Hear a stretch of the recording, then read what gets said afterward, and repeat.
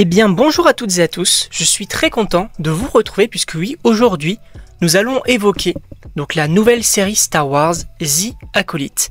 Et il est vrai que lorsque cette série avait été annoncée, donc voilà, qui traitait un petit peu d'une période finalement qu'on n'avait pas vue dans l'univers donc de Star Wars en live action, j'étais extrêmement chaud à l'annonce donc de cette série, de voir un petit peu donc l'ascension des Jedi, tout ce qui se passait avant la menace fantôme. Je trouvais ça hyper intéressant d'évoquer ça, notamment en série, et cet aspect enquête qui avait été promis donc par donc les dirigeants un petit peu donc de Star Wars et ceux qui avaient créé la série, ça me chauffait pas mal.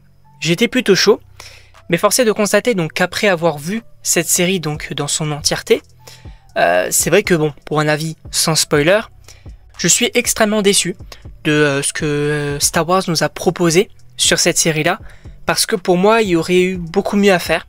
Donc voilà, pour un avis global, je suis quand même assez déçu. Il y a des choses intéressantes, je dis pas, mais l'histoire principale ne me passionne absolument pas. Donc maintenant, on va rentrer dans une partie un petit peu plus spoiler. On va parler, bien évidemment, donc des deux personnages principaux, donc les sœurs. Donc on a Osha et May. Je les déteste. Alors, je déteste pas leur personnage, je déteste juste leur histoire, parce que pour moi c'est sans intérêt, ça ne raconte rien, ce n'est pas intéressant, et c'est extrêmement dommage parce que il y a quelque chose qui peut être très intéressant. On parle notamment donc d'une vergence, donc la Force aurait créé la vie, et notamment donc ces deux jumelles, et finalement du coup ce ne sont pas des jumelles, c'est entre guillemets la même personne. C'est assez compliqué, c'est assez mal évoqué également, mais je trouve qu'il y aurait beaucoup mieux à faire. Là, c'est vraiment pas intéressant. En plus, l'histoire tourne autour d'elles, mais finalement, elles sont pas attachantes. Tu t'intéresses pas à leur histoire, tu te questionnes pas. En tout cas, je parle bien évidemment personnellement, hein, mais à aucun moment, je me suis dit, ah, je vais regarder The Acolyte pour regarder l'évolution du coup de May et de Osha. Pas du tout. Moi, vraiment, ce qui m'a le plus intéressé, puisqu'il faut mettre quand même un petit peu de positif dans cette série-là, le personnage de Kimir est selon moi le meilleur personnage de la série, et en même temps c'est le seul plus ou moins intéressant, j'ai envie de dire. Voilà, donc cet aspect de j'ai été un Jedi, maintenant je veux utiliser mes pouvoirs pour mon usage personnel, parce que l'ordre Jedi, tout ça, ça me plaît pas, il y a trop de règles. Moi je veux faire ma propre vie, je veux utiliser mes pouvoirs comme je le souhaite, et donc c'est entre guillemets le premier Sith. Alors je ne sais pas si c'est le premier Sith, mais en tout cas, il demande aux Jedi de l'appeler un Sith. Donc, je trouve ça plutôt intéressant, plutôt stylé, son histoire aussi. Voilà, moi j'aime bien le personnage de Kimir, c'est le seul point positif de la série finalement. Puisque oui, les autres personnages comme, je ne me souviens même plus du nom du maître Jedi là qu'on va suivre, même son secret là qu'en fait ce soit lui qui ait tué pas mal de monde. Alors pareil, c'est intéressant parce que ça montre que toutes les personnes, en tout cas les deux côtés de la force, on va dire que tout n'est pas tout blanc ou tout noir, il y a surtout des gens qui sont gris, donc entre les deux. Par exemple, on peut avoir des Jedi qui sont 100% bienveillants, 100% dans les règles. On peut également donc avoir des Jedi qui se questionnent un petit peu sur, finalement, est-ce que les règles là sont bien? Est-ce que, voilà, je devrais pas faire autrement? Et pareil, on a des Sith qui sont, entre guillemets, bienveillants, donc qui veulent juste utiliser leur pouvoir pour eux, donc comme Kimir, et d'autres Sith qui sont bien évidemment malveillants. Donc je trouve que tout cet aspect-là, il est intéressant. Il y a également les combats qu'on peut notifier qui sont assez cool au sabre laser, là c'est plutôt bien chorégraphié.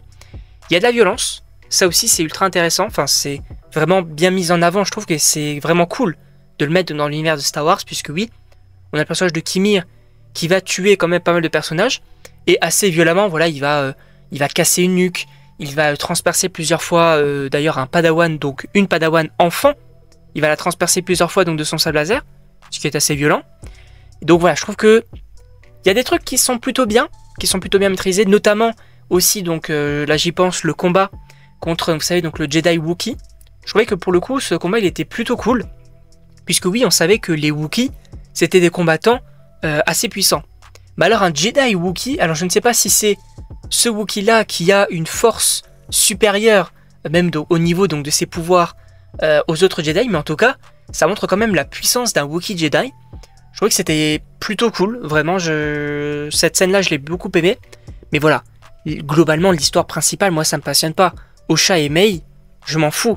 Et oui, il y aurait en tout cas la volonté de faire une saison 2, moi le seul aspect qui me motiverait à aller voir la saison 2, c'est Kimir.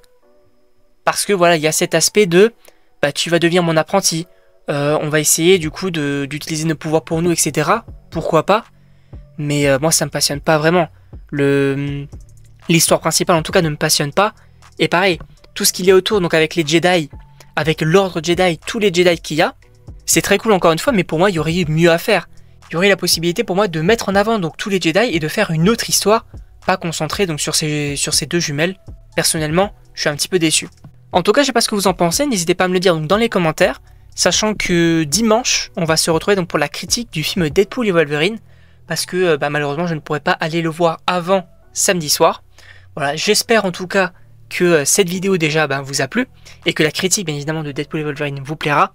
La semaine prochaine, on va également se retrouver bien évidemment pour les théories sur la suite à Deadpool et Wolverine, le récap de la Comic Con, on va parler des annonces, etc. Ça va être plutôt sympa, j'ai extrêmement hâte. Et d'ici là, il ne me reste plus qu'à vous dire à la prochaine pour une prochaine vidéo.